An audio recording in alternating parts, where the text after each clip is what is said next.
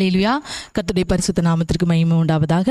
இந்த நல்ல நாளிலும் உங்கள் யாவரையும் சந்திப்பதில் மிகுந்த மகிழ்ச்சி. இன்றைக்கும் கர்த்தராகிய இயேசு கிறிஸ்து நமக்கு கொடுக்கிறதான நல்ல வார்த்தை 1 பேதுரு 3வது அதிகாரம் 9வது வசனம்.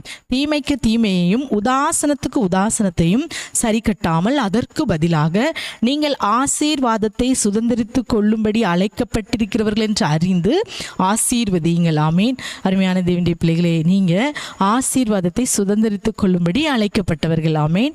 நீங்க அப்போ இன்றைக்கு அந்த ஆசீர்வாதத்தை சுதந்திரித்துக் கொள்ளும்படி அழைக்கப்பட்ட நீங்கள் அந்த ஆசீர்வாதத்தை சுதந்திரித்துக் கொள்ளணும்னா என்ன செய்யணுமா? அதே வசனத்துல நீங்க உங்களுக்கு தீமை செய்தவர்களுக்கு தீமையை சரி கட்டாதீங்க. உங்களை உதாசீனப்படுத்தினவங்களை நீங்கள் உதாசீனப்படுத்த, உங்களை உதாசீனமாக பேசிட்டாங்களா அவங்கள மறுபடியும் எப்படியாவது நான் உதாசீனப்படுத்தி பேசுவேன்னு சொல்லி அந்த உதாசீனத்தை அவங்களுக்கு சரி கட்டாதபடி அவர்களை ஆசீர்வதிங்க. தீமைக்கு தீமை செய்கிறவர்களையும் ஆசீர்வதிங்க, உதாசீனப்படுத்தினவர்களையும் ஆசீர்வதிங்க. அப்படி நீங்கள் ஆசீர்வதிக்கும் போது நீங்கள் தான் ஆசீர்வாதத்தை சுதந்திரித்து கொள்ளும்படி அழைக்கப்பட்டவர்கள். ஆமேன். அப்படி நீங்கள் செஞ்சீங்கன்னா நீங்கள் என்ன செய்வீங்க? ஆசீர்வாதத்தை சுதந்திரித்து கொள்வீங்க. ரோமர் 12:14 வாசிப்பீங்கன்னா, உங்களை துன்பப்படுத்துகிறவர்கள் என்ன செய்யுங்க? ஆசீர்வதிங்க. ஆசீர்வதிக்க வேண்டியதன்றி சபியாதிருங்கள். நீங்கள் துன்பப்படுத்துகிறவர்களை நீங்கள் ஆசீர்வதிக்கும் போது உங்களை யார் துன்பப்படுத்தினாங்களோ அவங்களுடைய ஆசீர்வாதம் என்ன வரும்? என்ன செய்யும்? உங்களுக்கு வரும். ஆமீன். அடுத்து நீங்கள் லூக்கா 6:28 உங்களை சபிக்கிறவர்களை ஆசீர்வதிங்க. துன்பப்படுத்துகிறவர்களையும் ஆசீர்வதிங்க, சபிக்கிறவர்களையும் ஆசீர்வதிங்க. உங்களை நிந்திக்கிறவர்களுக்காக ஜெபம் பண்ணுங்கள். உதாசீனப்படுத்துகிறவர்களுக்கு உதாசீனத்தை சரி கட்டாதீங்க, அவர்களை ஆசீர்வதிங்க. அடுத்து உங்களை நிந்திக்கிறவர்களுக்காக ஜெபம் பண்ணுங்கள். இப்படி நீங்கள் செய்யும்போது என்னாகும்? நீங்கள் கர்த்தர் உங்களுக்கு கொடுத்த ஆசீர்வாதத்தை நீங்கள் சுதந்திரித்துக் கொள்வீங்க. ஆமேன். இன்றைக்கு நமக்கு இருக்கிற ஆசீர்வாதத்தை சுதந்திரித்துக் கொள்ளாதபடி இருக்கிற காரியங்கள் இப்படிப்பட்ட காரியங்கள் தான்.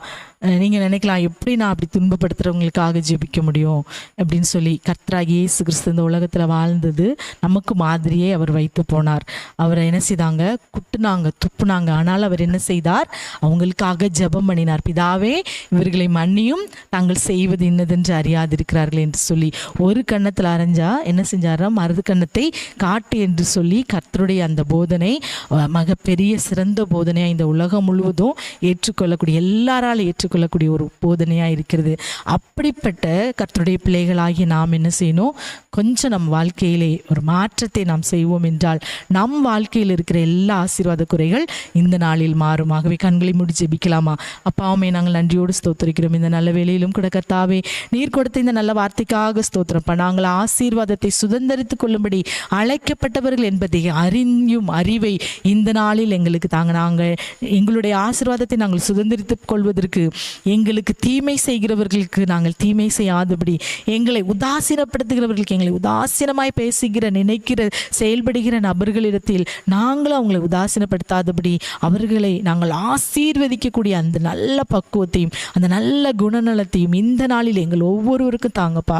தந்து உம்முடைய ஆசீர்வாதத்தை சுதந்திரித்துக் கொள்ளும் பாத்திரமாய் எங்கள் ஒவ்வொருவரையும் மாற்றும். எங்களை ஆசீர்வதியும், பலப்படுத்தும், பெரிய காரியங்களை செய்யும். சகல துதி கனமாகி உமக்கே செலுத்துகிறோம். இயேசுவின் நாமத்தில் ஜெபிக்கிறோம் நல்ல பிதாவே. ஆமேன், ஆமேன்.